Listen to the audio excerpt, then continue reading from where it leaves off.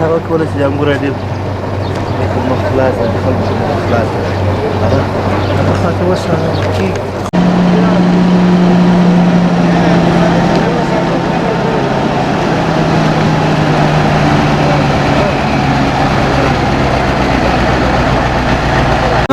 کې وڅړه دغه خو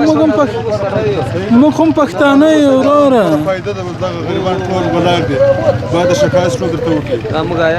خو موږ دغه درته وویل نو تاسو